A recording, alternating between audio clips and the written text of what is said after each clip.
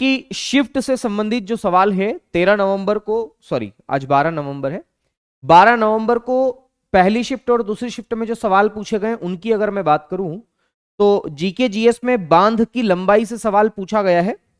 मानव रक्त की प्रकृति क्या है, वो अम्लीय है, उदासीन है, क्षारीय है, क्या प्रकृति, ऐसा सवाल आया था। सेब में कौन सा एसिड होता है, साइंस में लगातार पूछा गया चींटी के डंक में कौन सा एसिड है ना, आज पूछा है सेब में कौन सा एसिड है। और साइंस में ना 4 ऑप्शन दिए थे और पूछा गया था इनमें से कौन सा अलग है ना, मतलब अलग कौन सा इसमें से।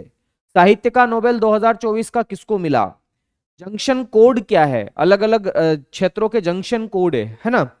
और यूसीसी लागू जब हुई तो उस समय पर मेरे साथियों मतलब कौन से केस से यूसीसी को लागू किया गया, ऐसा सवाल था।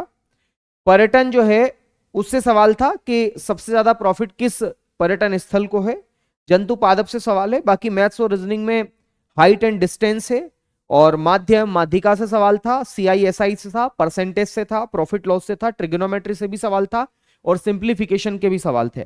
कैलेंडर में सवाल एक पूछा गया था रीजनिंग में, 2004 का कैलेंडर फिर से कब दोहराया जाएगा, है ना। पजल के कुछ सवाल थे, सर्कल के थे, कोडिंग डिकोडिंग सीरीज, इनके सीन से संबंधित सवाल पूछे गए थे।